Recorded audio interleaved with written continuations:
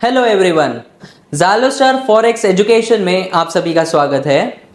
ज़ालोस्टार forex education एक Dubai based institution है जो दुबई गवर्नमेंट के थ्रू अप्रूव्ड है। मेरा नाम है ऐश्वर्य शर्मा और आज का हमारा सेशन का टॉपिक है इंट्रोडक्शन टू फाइनेंशियल मार्केट। आज के सेशन में हम सीखेंगे मार्केट के बेसिक्स के बारे में। तो चलिए शुरू करते हैं आज का सेशन बिना कोई टाइम गवाए। सबसे पहले हम बात करते हैं फॉरेक्स एजुकेशन कोर्सेज के बारे में, जिसमें हमारे मेजर कोर्सेज 3 कोर्सेज हैं, जिसमें पहला कोर्स हमारा बिगनर कोर्स, सेकंड हमारा premium course and third course हमारा एडवांस कोर्स होता है। Beginners course, premium course and advance course की सारी डिटेल्स आपको आपके स्क्रीन पे मिल जाएंगी। जिसमें बिगनर्स कोर्स में आपको 5 सेशंस मिलते हैं, हर सेशन आपका 45 मिनट्स का होता है। प्रीमियम कोर्स में आपको 7 सेशन मिलते हैं, हर सेशन आपका 1.5 घंटे का होता है। ये इसकी कॉस्टिंग होती है 2500 दिरहम्स। एंड लास्ट हमारे एडवांस कोर्स में आपको 9 सेशंस मिलते हैं, हर सेशन आपका 1.5 घंटे का होता है और इसमें इसकी कॉस्टिंग होती है 4000 dirhams. So basically beginners course में आपको कोई सर्टिफिकेशन नहीं मिलता है, लेकिन प्रीमियम एंड एडवांस कोर्स में आपको KSDA की तरफ से आपको एक सर्टिफिकेशन मिलता है और आप एक सर्टिफाइड फॉरेक्स ट्रेडर बन जाते हैं। तो अब हम बात करते हैं टॉप सर्विसेज के बारे में जो ऑफर की जाती हैं ज़ालोस्टार की तरफ से, जिसमें हमारी पहली सर्विस है 5 free basic forex education sessions. इसमें आपको 5 सेशंस मिलते हैं, वो भी फ्री ऑफ कॉस्ट ज़ालोस्टार की तरफ से। उसके बाद हमारी दूसरी टॉप सर्विस है फ्री ज़ालोस्टार इंडिकेटर स्ट्रैटेजी, जिसमें आपको ज़ालोस्टार इंडिकेटर स्ट्रैटेजी आपके लैपटॉप में प्रोवाइड की जाती है, जो आपको मदद करता है आपके ट्रेडिंग कैरियर में। उसके बाद है हमारी तीसरी सर्विस जो है वीकली ग्रुप मास्टर क्लास, जिसमें हमारे इंस्टीट्यूट में हर वीक एक क्लास रखी जाती है जो मास्टर क्लास होती है, जिसमें कोई भी फ्री ऑफ कॉस्ट ज्वाइन कर सकता है एंड यहाँ पे आके अपने डाउट्स क्लियर कर सकता है। ज़ालोस्टार की चौथी सर्विस है daily technical analysis charts update. हमारे अलग अलग पेजेस हैं जो ज़ालोस्टार वेबसाइट पे हैं, ट्रेडिंग व्यू पे हैं, investing.com पे हैं। उन सारे ही पेजेस पे हम अपने डेली के टेक्निकल एनालिसिस चार्ट्स को अपडेट करते हैं, डेली अपने व्यूज़ देते हैं अलग अलग इंस्ट्रूमेंट्स के चार्ट्स के ऊपर। फिर हमारी 5वीं सर्विस है free third party signal subscription service, जिसका कॉस्ट होता है $500। बेसिकली ये एक थर्ड पार्टी कंपनी है जिसका टाई अप है ज़ालोस्टार के साथ। तो अगर कोई भी बंदा ज़ालोस्टार के साथ जुड़ता है तो उसको ये सर्विस फ्री ऑफ कॉस्ट मिलती है 2 महीने के लिए। तो इसका जो कॉस्टिंग है वो है $500 पर मंथ। तो इसका मतलब $1000 की सर्विसेज हमारे कस्टमर्स को टोटली फ्री ऑफ कॉस्ट मिलती है, जो कि एक बहुत बड़ा बेनिफिट का पॉइंट है। अब हम बात करते हैं हमारे छठे सर्विस के बारे में। तो छठी सर्विस में ज़ालोस्टार आपको प्रोवाइड कराता है एक ट्रेडिंग अकाउंट, जिसमें बिल्कुल मिनिमम, सबसे बेयर मिनिमम स्प्रेड्स होते हैं, सबसे मिनिमम चार्जेस होते हैं और 0 कमीशन होता है। और बेसिकली ये जो अकाउंट्स होते हैं ट्रेडिंग अकाउंट, वो रेगुलेटेड होते हैं हाईली रेगुलेटेड ब्रोकर्स के थ्रू। काफ़ी सिक्योर आपको ब्रोकर भी एक मिल जाता है ज़ालोस्टार के थ्रू। अब हम बात करते हैं 7th टॉप सर्विस के बारे में, जो है कॉपी ट्रेडिंग प्लेटफॉर्म। बेसिकली ज़ालोस्टार आपको प्रोवाइड करता है बहुत सारी अलग अलग स्ट्रैटेजीज, जिसके थ्रू आप अपने अकाउंट को ज़ालोस्टार के कॉपी ट्रेडिंग अकाउंट के थ्रू जोड़ सकते हैं। और अगर आप ट्रेडिंग नहीं कर सकते हैं खुद, तो ज़ालोस्टार को ज्वाइन करके आप ज़ालोस्टार के ट्रेड्स को भी कॉपी कर सकते हैं। अब हम बात करते हैं हमारी आखिरी और 8वीं सर्विस के बारे में, जो है financial updates through our social media accounts. हमारे सोशल मीडिया अकाउंट्स पे सारी ही फाइनेंस से रिलेटेड सारी ही डे टू डे अपडेट्स आपको मिलती रहती हैं, जिससे आपको मार्केट की पल्स के बारे में हर एक जानकारी मिलती रहती है। ये थी हमारी टॉप 8 सर्विसेज ऑफर्ड बाय ज़ालोस्टार। तो चलिए शुरू करते हैं आज का हमारा सेशन। आज के सेशन में पहला टर्म है ट्रेडिंग। ट्रेडिंग क्या होती है, मैं बहुत सिंपल लैंग्वेज में आप लोगों को समझाता हूँ कि ट्रेडिंग बाइंग और सेलिंग के प्रोसेस को बोलते हैं। किसी भी चीज़ के खरीदने और बेचने के प्रोसेस को हम ट्रेडिंग बोलते हैं। ट्रेडिंग किसी भी चीज़ में की जा सकती है, ऐसा नहीं है कि ट्रेडिंग फॉरेक्स मार्केट में ही होगी, ट्रेडिंग स्टॉक मार्केट में ही होगी। ट्रेडिंग आप किसी भी मार्केट में कर सकते हैं। अगर कोई बंदा वेजिटेबल की शॉप खोल के बैठा है तो वो भी ट्रेडिंग कर रहा है। कोई सुपरमार्केट ओपन हुआ है वो भी ट्रेडर है। क्यों? क्योंकि वो लोग सिर्फ बाइंग एंड सेलिंग का प्रोसेस ही कर रहे हैं। सो जो भी बंदा, जो भी इंसान बाइंग एंड सेलिंग का प्रोसेस करता है, that is known as trader, उसको हम ट्रेडर बोलते हैं। और जो भी बिजनेस, जिस बिजनेस में बाइंग और सेलिंग का प्रोसेस इन्वॉल्व होता है, उसको हम ट्रेडिंग बोलते हैं। सो ट्रेडिंग किसी भी चीज़ में की जा सकती है, ट्रेडिंग नॉर्मल प्रोडक्ट्स में भी की जा सकती है और ट्रेडिंग फाइनेंशियल मार्केट में भी की जा सकती है। हम बात करेंगे हमारे सेशन में फाइनेंशियल मार्केट की ट्रेडिंग के बारे में। यहाँ पे हम ट्रेडर्स और ट्रेडिंग को समझते हैं एक छोटे से एग्जाम्पल के साथ। यहाँ पे हमारा एग्जाम्पल हमने लिया है एक सुपरमार्केट। हम सब सुपरमार्केट से बहुत ज़्यादा फैमिलियर हैं। हम सब जानते हैं सुपरमार्केट क्या होती हैं, ग्रॉसरी स्टोर्स क्या होते हैं, रिटेल शॉप्स क्या होती हैं। बेसिकली ये जो सुपरमार्केट्स होते हैं ये भी एक ट्रेडर का ही काम करते हैं, ये लोग भी ट्रेडिंग ही करते हैं। अब कैसे? क्योंकि एक सुपरमार्केट जो है वो ना तो प्रोड्यूस करता है कोई भी प्रोडक्ट और ना ही कंज्यूम करता है, वो सिर्फ एक मीडिएटर का काम करता है, सिर्फ एक बीच के मिडिल मैन का काम करता है। वो खरीदता है माल होलसेलर से और बेच देता है कंज्यूमर को। बेसिकली यहाँ पे जो प्रैक्टिस है, जो सुपरमार्केट कर रहा है, जो प्रोसेस सुपरमार्केट कर रहा है, वो भी एक ट्रेडिंग की प्रोसेस है। क्यों? क्योंकि वो बाय कर रहा है और सेल कर रहा है। और हमने पहले जाना था कि बाइंग एंड सेलिंग की प्रोसेस को ही क्या बोलते हैं? ट्रेडिंग बोलते हैं। बेसिकली ट्रेडिंग करने वाले को ट्रेडर बोलते हैं। तो यहाँ पे एक सुपरमार्केट भी एक ट्रेडर की तरह एक्ट कर रहा है। अब क्वेश्चन आ जाता है कि ट्रेडिंग क्यों करनी है? Why we have to do trading? Basically trading करने का सिर्फ एक ही मोटिव होता है, क्योंकि आप पैसा कमाना चाहते हो। अगर आप ट्रेडिंग कर रहे हो और ट्रेडिंग करने के बाद भी आपको कोई पैसा नहीं मिल रहा तो उसका कोई मोटिव नहीं रह जाता। बेसिकली ट्रेडिंग करने का एक ही मोटिव है, जो है पैसा कमाना। अब पैसे आप कैसे कमा सकते हो? जब आपको पता है कि आप किस रेट पे, किस अच्छे रेट पे, कम रेट पे बाय कर रहे हो किसी भी चीज़ को और किस महंगे अच्छे रेट पे आप उसको बेच रहे हो। इन्वेस्टमेंट्स क्या होती हैं और हमें इन्वेस्टमेंट्स क्यों करनी चाहिए? इन्वेस्टमेंट आपके पैसे को ऐसी जगह लगाना होता है जहां से आपको थोड़ी सी ग्रोथ मिल सके। अब हमें अपने पैसे के ऊपर ग्रोथ क्यों करनी होती है? फॉर एग्जाम्पल, आज की डेट में आपके पास $100,000 हैं, तो अगर वो आपके पास हैं और आप उसको इन्वेस्टमेंट नहीं कर रहे हैं तो आपके पास कोई रिस्क ही नहीं है उसको लूज़ करने का। लेकिन आपके पास उसी टाइम पे कोई चांस भी नहीं है कि आप अपने कैपिटल को ग्रो कर पाएँ। अब कैपिटल ग्रो ही क्यों करनी है? क्योंकि इन्फ्लेशन की वजह से। अब इन्फ्लेशन क्या होता है? महंगाई दर। महंगाई दर का मतलब कि हर साल जो चीज़ों के रेट हैं, जो हमारे नॉर्मल नेसेसिटीज़ के रेट हैं, वो धीरे धीरे बढ़ते रहते हैं।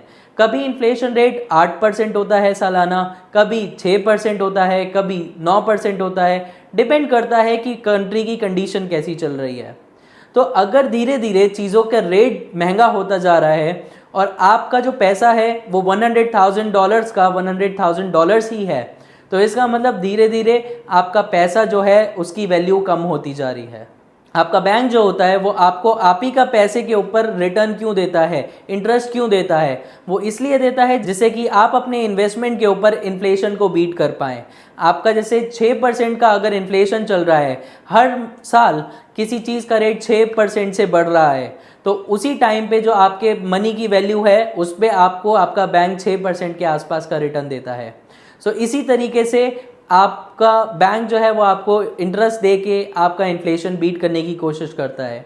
बट अगर हम रियल टाइम मार्केट में देखें, अगर हम गवर्नमेंट का सेंसस देखते हैं तो ये ही इन्फ्लेशन का रेट 5 से 6% दिखता है। बट जब आप रियल टाइम मार्केट में देखते हैं तो आपको इन्फ्लेशन काफ़ी सारी डेली नेसेसिटीज़ में आपको ये काफ़ी हाई दिखता है।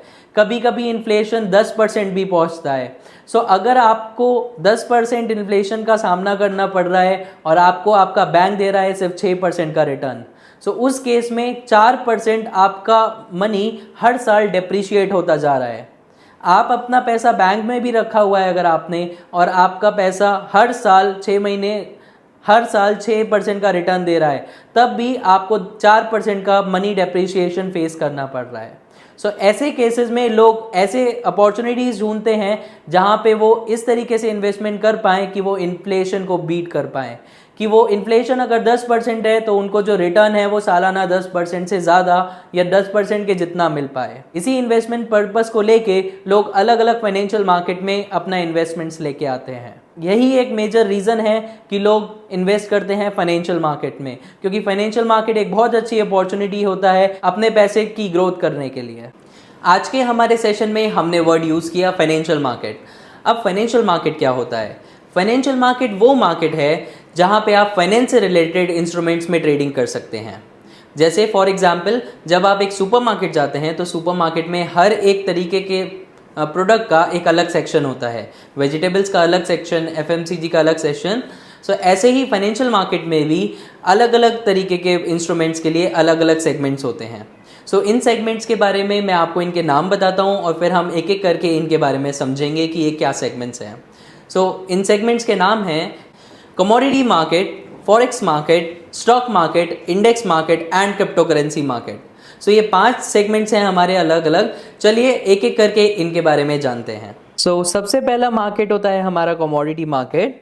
अब बेसिकली कमोडिटी मार्केट उस मार्केट को बोलते हैं जिसमें कमोडिटी की बाइंग एंड सेलिंग होती है, जिसमें कमोडिटी की ट्रेडिंग की जाती है, उसको हम कमोडिटी मार्केट बोलते हैं। अब बेसिकली कमोडिटीज़ क्या होती हैं? तो कमोडिटीज़ होती हैं natural resources consisting of raw material. तो जो नेचुरल रिसोर्सेज के रॉ मटेरियल्स होते हैं उसको हम बोलते हैं कमोडिटी। सो बेसिकली ये कमोडिटीज़ जो होती हैं वो 4 डिफरेंट सब सेगमेंट्स में डिवाइडेड होती हैं।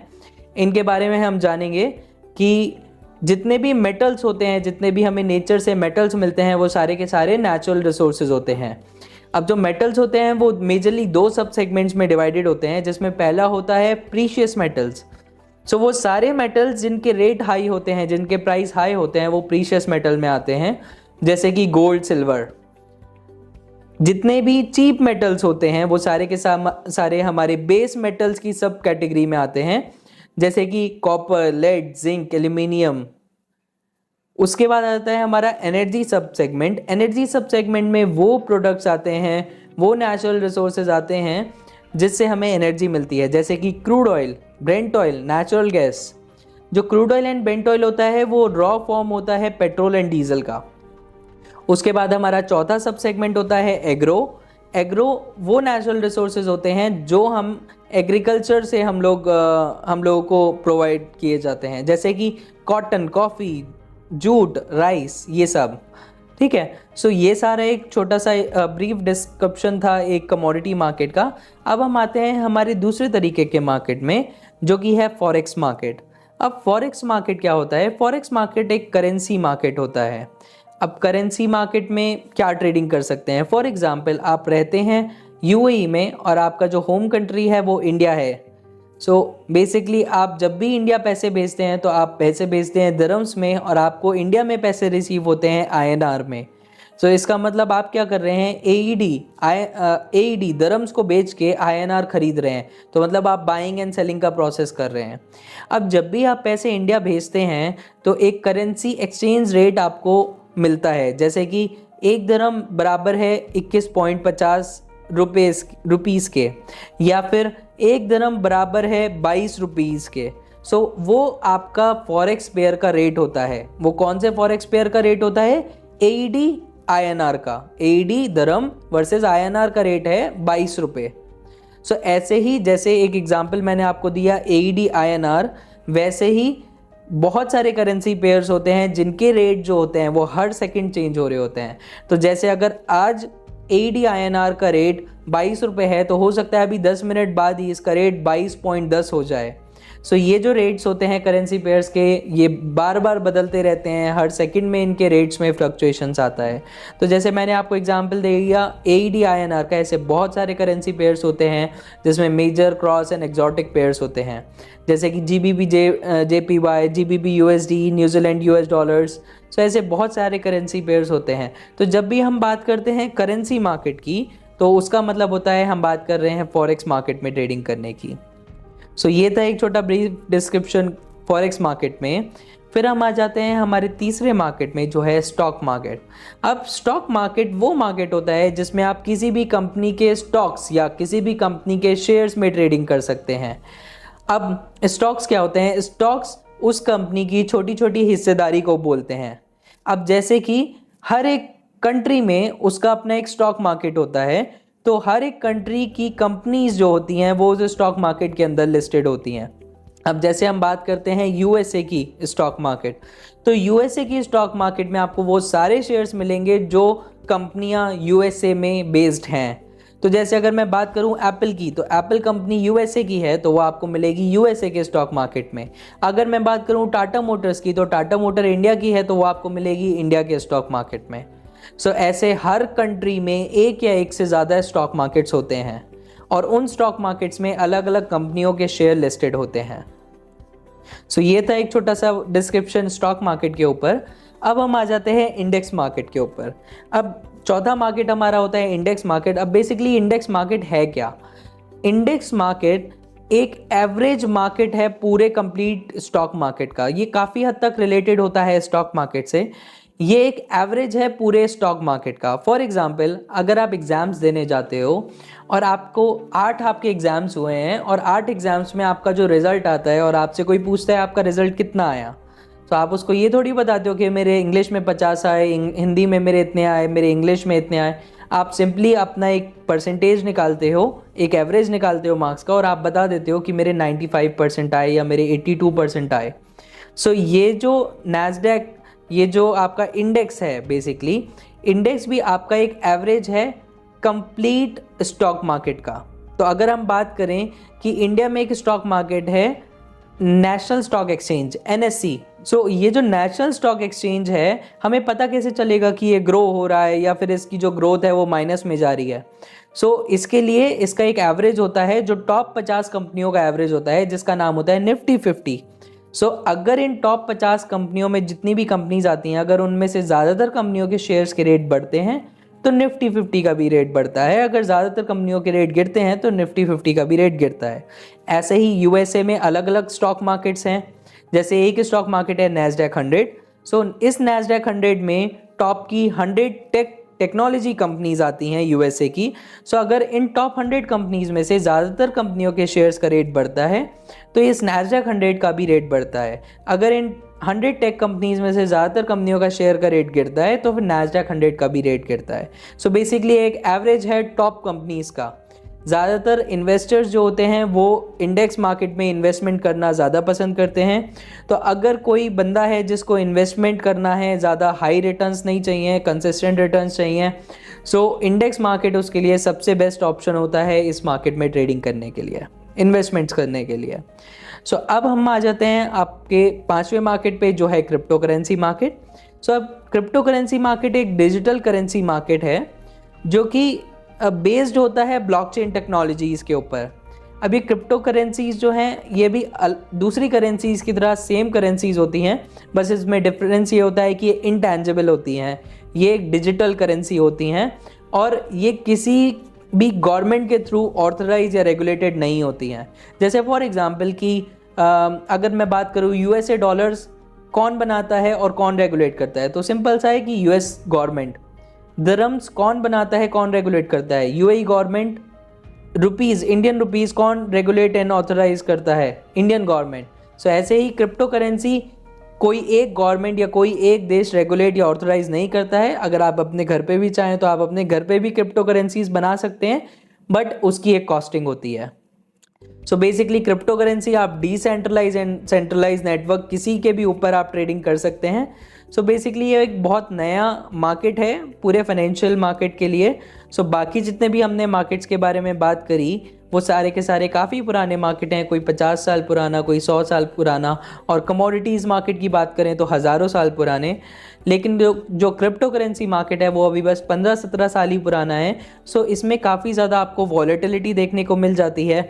जो ज़्यादा रिस्क ले सकते हैं मार्केट के अंदर उनके लिए क्रिप्टो करेंसी मार्केट एक ठीक जगह है। सो ये था एक छोटा सा डिस्क्रिप्शन आपका क्रिप्टो करेंसी मार्केट के बारे में। अब यहाँ पे हम एंड करते हैं हमारा टोटल 5 मेजर सेगमेंट्स के बारे में कंप्लीट डिस्क्रिप्शन। अब हम बात करते हैं नेक्स्ट स्टेप के बारे में। मार्केट के इन सारे सेगमेंट्स जानने के बाद अब हमारे दिमाग में क्वेश्चन आता है कि हमें करना क्या है, हमें किस रेट पे किस चीज़ को बाय करना है, किस रेट पे किस चीज़ को सेल करना है, कौन सा रेट बाय करने के लिए अच्छा है, कौन सा रेट सेल करने के लिए अच्छा है। सो इस सब के लिए हमें मार्केट की स्टडी करनी पड़ती है। सो जैसे कि अगर आपको कोई एक बिज़नेस स्टार्ट करना है, सो आप एकदम से उस बिज़नेस को स्टार्ट नहीं करके आप पहले उसके बारे में रिसर्च करते हैं, आप उसके बारे में स्टडी करते हैं कि मेरा बिज़नेस कहाँ अच्छा चलेगा, मेरा टारगेट क्या होगा, सारी चीज़ें आप स्टडी करते हैं एक बिज़नेस को शुरू करने से पहले। सो इसी तरीके से ट्रेडिंग में एंट्री करने से पहले आपको पूरे मार्केट की स्टडी करनी पड़ती है। अब इस स्टडी करने के भी दो अलग अलग तरीके होते हैं, जिसमें पहला तरीका होता है फंडामेंटल एनालिसिस और दूसरा तरीका होता है टेक्निकल एनालिसिस। तो चलिए जानते हैं इन दोनों एनालिसिस के बारे में। अब हम बात करते हैं हमारे पहले तरीके की, जिससे हम मार्केट की स्टडी कर सकते हैं, जिसको बोलते हैं फंडामेंटल एनालिसिस। अब फंडामेंटल एनालिसिस क्या होता है? मार्केट की न्यूज़ और इवेंट को स्टडी करके जो आप मार्केट का एक कंक्लूजन निकालते हो, उस प्रोसेस को आप बोलते हो फंडामेंटल एनालिसिस। फॉर एग्जाम्पल कि मार्केट में कोई भी न्यूज़ आती है और उसका इम्पैक्ट प्राइस पे होता है और आप उस प्राइस को प्रिडिक्ट करते हो या गेस करते हो, तो उसको बोलते हैं हम फंडामेंटल एनालिसिस। जैसे कि एक छोटा सा एग्जाम्पल हम समझते हैं, बहुत पॉपुलर एग्जाम्पल है। जब लॉकडाउन लगा था, तो लॉकडाउन लगने के बाद हम सबको पता है कि मार्केट में किसी भी इंसान को बाहर निकलने की परमिशंस नहीं है, और सिर्फ एक कंट्री में नहीं, किसी भी कंट्री में किसी को भी बाहर निकलने की परमिशंस नहीं है। अब ऐसे टाइम पे जब कोई बंदा बाहर निकलेगा ही नहीं, तो इसका मतलब किसी को पेट्रोल एंड डीजल नहीं चाहिए। पेट्रोल डीजल नहीं चाहिए तो मतलब crude oil and Brent oil की जो डिमांड है वो ऑलमोस्ट ज़ीरो हो जाएगी। जब वो ज़ीरो हो जाएगी, जब भी किसी चीज़ की डिमांड गिरती है तो उसका प्राइस भी गिर जाता है। तो इसीलिए जब लॉकडाउन स्टार्ट हुआ था तो जो crude oil and Brent oil था, उसका प्राइस जो था वो बहुत ज़्यादा ड्रॉप हो गया था। एंड देन फिर जैसे जैसे लॉकडाउन ओपन होने लगा, वैसे वैसे जो crude oil and Brent oil के प्राइसेस थे वो बढ़ने लगे। ये एक छोटा सा एग्जाम्पल है फंडामेंटल एनालिसिस का। लेकिन फंडामेंटल एनालिसिस में आपको टोटली डिपेंड होना पड़ता है न्यूज़ एंड इवेंट्स के ऊपर। अब प्रॉब्लम ये होती है कि काफ़ी सारी न्यूज़ ऐसी होती हैं मार्केट में जो जेन्युइन न्यूज़ नहीं होती हैं, जो फेक न्यूज़ होती हैं। और अगर आपने एनालिसिस कर लिया फेक न्यूज़ के ऊपर, तो आपको पता ही नहीं चलेगा कि कब आप रॉन्ग पोजीशन में एंट्री कर गए। इसके लिए हमें सही न्यूज़ का पता होना बहुत ज़रूरी है फंडामेंटल एनालिसिस करने के लिए। और फंडामेंटल एनालिसिस वही लोग कर सकते हैं जिनके पास प्रॉपर सोर्स है न्यूज़ गैदर करने का। हम लोगों का जो न्यूज़ सोर्सेज होते हैं वो होते हैं न्यूज़ चैनल्स, न्यूज़पेपर्स और आर्टिकल्स। बेसिकली ये सारे ही जो सोर्सेज हैं हमारे न्यूज़ पाने के, वो बहुत ज़्यादा आउटडेटेड हैं, जिसकी वजह से आप ठीक से फंडामेंटल एनालिसिस नहीं कर सकते। अब इसके अलावा हमारे पास दूसरा ऑप्शन बचता है टेक्निकल एनालिसिस। अब टेक्निकल एनालिसिस एक प्राइस की स्टडी को बोलते हैं कि मार्केट में क्या रेट चल रहा है आज, किस हिसाब से रेट बढ़ रहा है, किस हिसाब से रेट गिर रहा है। फॉर एग्जाम्पल अगर मैं आपको बोलूं कि एक वाटर बॉटल का रेट 10 दरम पर वाटर बॉटल है, और मैं आपसे पूछूं कि कल इसका रेट क्या हो सकता है, तो शायद आपके पास कोई आंसर नहीं होगा। लेकिन अगर मैं आपको इसके प्राइस के बारे में थोड़ा सा डेटा दे दूं कि परसों इसी बॉटल का रेट 8 दरम था, कल इसी बॉटल का रेट 9 दरम हो गया, और आज इस बॉटल का रेट 10 दरम है, और अब मैं आपसे पूछूं कि कल इसका रेट कितना हो सकता है, तो शायद आपके दिमाग में सबसे पहले आंसर आएगा कि 11 दरम हो सकता है। अब 11 ही क्यों? क्योंकि यहाँ पे आपने दो चीज़ एनालाइज करी कि पिछले 3 दिन से रेट लगातार बढ़ता जा रहा है। दूसरी चीज़ आपने ये एनालाइज करी कि पिछले 3 दिन से हर दिन रेट जो है वो 1 दरम से बढ़ रहा है। तो ये दो चीज़ें आपने एनालाइज करी और आपने फिर अपना एक गेस बताया कि कल रेट जो है वो 11 दरम हो सकता है।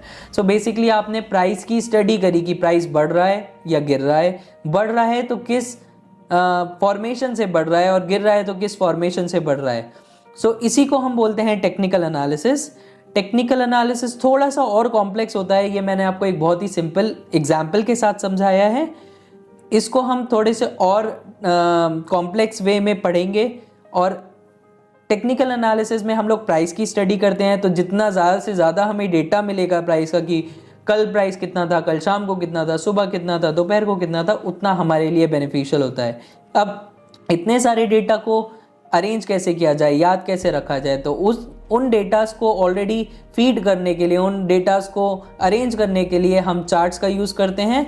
बेसिकली हम लोगों को चार्ट्स नहीं मेंटेन करने होते, ऑलरेडी मार्केट में अवेलेबल होते हैं चार्ट्स, उन चार्ट्स में ये डिफाइन होता है कि मार्केट में कल कितना रेट था, कल शाम कितना रेट था, 5 बजे, 6 बजे, परसों, 10 साल पहले, 10 दिन पहले, सारे डेट्स और सारे टाइम के उसमें रेट्स ऑलरेडी फीडेड होते हैं। हमें बस उस डेटा को रीड करके और कल क्या रेट होने वाला है उस रेट को गेस करना होता है। सो ये सब कंप्लीट आ जाता है टेक्निकल एनालिसिस में। रिस्क मैनेजमेंट वो टूल है जिसके थ्रू हम अपने लॉसेस को कम रखते हुए अपने प्रॉफिट को मैक्सिमाइज कर सकते हैं।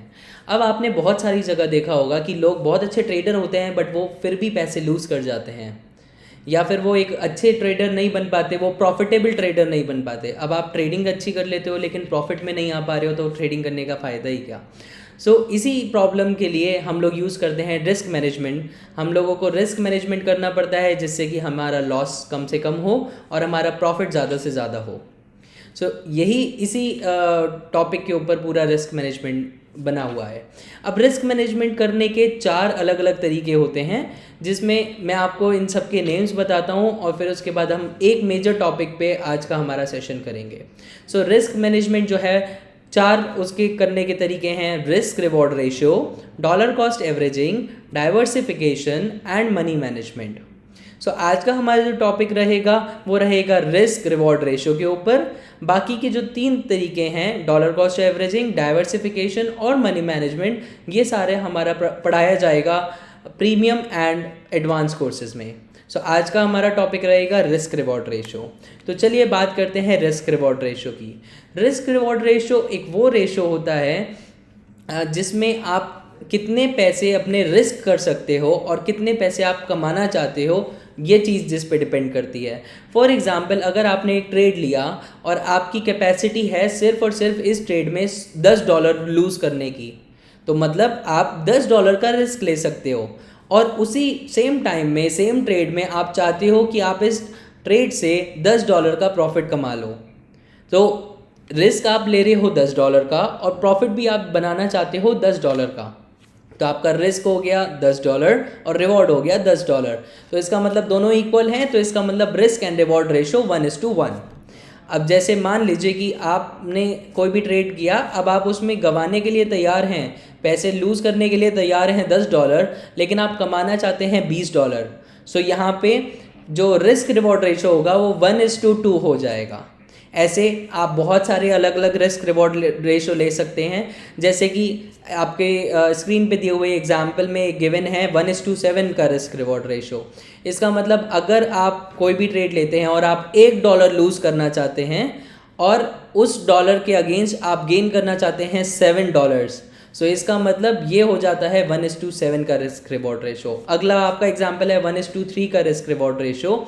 फॉर एग्जाम्पल, आपने कोई ट्रेड लिया और आप उसमें लूज़ कर सकते हो $1 लेकिन आपको गेन करना है $3। मतलब आप लूज़ करने के लिए तैयार हो $1 लेकिन आप गेन करने के लिए तैयार हो $3। तो यहाँ पे बन जाता है 1:3 का रिस्क रिवॉर्ड रेशियो। ऐसे बहुत सारे रिस्क रिवॉर्ड रेशियो होते हैं, 1:1, 1:2, 1:1.5 भी होता है, 1:5, 1:10, बहुत सारे रिस्क रिवॉर्ड रेशियोज होते हैं। लेकिन रूल ये बोलता है कि अगर आप किसी एक रिस्क रिवॉर्ड रेशियो को फॉलो कर रहे हो तो सारे ही ट्रेड्स में आपको वही सेम रिस्क रिवॉर्ड रेशियो रखना चाहिए। आपको अपना रिस्क रिवॉर्ड रेशियो कभी भी चेंज नहीं करना चाहिए, क्योंकि रिस्क रिवॉर्ड चेंज करते ही आपकी प्रोबेबिलिटी, विनिंग की प्रोबेबिलिटी चेंज हो जाती है और आपको नहीं पता होता कि कौन सा ट्रेड आपके लिए अच्छा होगा और कौन सा ट्रेड आपके लिए बुरा होगा।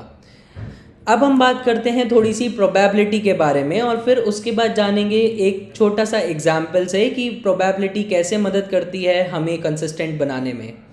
अब अगर आप कोई भी कॉइन को, लेट्स से एक आपने कॉइन को टॉस किया और मैं पूछता हूँ कि हेड आने के चांसेस कितने हैं, तो 50% चांसेस हैं हेड्स आने के और 50% ही चांसेस हैं टेल्स आने के। तो इसका मतलब 1:1 की मतलब 50-50% प्रोबेबिलिटी है मार्केट में कि टेल्स आएगा और 50% प्रोबेबिलिटी है कि हेड्स आएगा। अब अगर मैं आपको बोलूं कि आप कोई भी एक रैंडम ट्रेड ले लो, बाय या सेल, अब मैं आपको बोलूं आपको प्रॉफिट होने की कितनी प्रोबेबिलिटी और लॉस होने की, तो यहाँ पे भी आपके प्रॉफिट या लॉस होने की प्रोबेबिलिटी 50-50% ही है। तो मतलब अगर आपको मार्केट में कुछ भी नहीं आता है और अगर आप 1:1 का रिस्क रिवॉर्ड लेके चलते हो तो आप कोई भी रैंडम ट्रेड्स भी लेते हो 100 ट्रेड्स, तो तकरीबन 50 ट्रेड्स आपके प्रॉफिट में बंद होंगे और तकरीबन 50 ट्रेड्स आपके लॉस में बंद होंगे। सो आप क्योंकि यहाँ पे 1:1 का रिस्क रिवॉर्ड रख रहे हो, तो आप जब जीत रहे हो तब भी आप $1 जीत रहे हो और आप लूज़ कर रहे हो तब भी आप $1 ही लूज़ कर रहे हो। सो आप हमेशा अपने आप को बैलेंस करते हुए चल रहे हो। अब जैसे हम एक एग्जाम्पल से समझते हैं, आपकी स्क्रीन के ऊपर जो एग्जाम्पल है उसमें आपका $1000 का अकाउंट है। आपने रिस्क रिवॉर्ड रेशियो रख रखा है 1:1 कि $1 या तो आप जीतोगे या $1 गेन करोगे, ठीक है। और आपने रिस्क किया है 1% अपने टोटल पैसे का और आप गेन करना चाहते हो 1% आपके टोटल कैपिटल का। तो अगर मैं देखूं 1% कितना होता है $1000 का, तो 1% होता है $10। तो आप या तो $10 कमाओगे किसी ट्रेड में या फिर $10 गवाओगे उस ट्रेड में। सो अब जैसे हमने आपके एग्जाम्पल में आप देखिए कि आपने 10 ट्रेड्स लिए हैं, ट्रेड 1, ट्रेड 2, ट्रेड 3, ट्रेड 4। ऐसे करते करते किसी में आपने -10 करा है, मतलब किसी में आपने $10 का लॉस किया है, किसी में $10 का प्रॉफिट किया है। सो क्योंकि प्रोबेबिलिटी कहती है कि आधे ट्रेड्स पास होंगे, आधे ट्रेड्स फेल होंगे। सो ऐसे ही अगर हम प्रोबेबिलिटी के हिसाब से चलें, सो आपने टोटल मिला के 5 ट्रेड्स में लॉस करा और लॉस हर ट्रेड में आपने $10 का किया, तो टोटल मिला के आपने $50 का लॉस किया। इसी तरीके से आपने $5 का 5 ट्रेड्स में आपने प्रॉफिट किया और हर ट्रेड में आपने $10 का प्रॉफिट किया, तो टोटल मिला के आपने $50 का ही प्रॉफिट किया।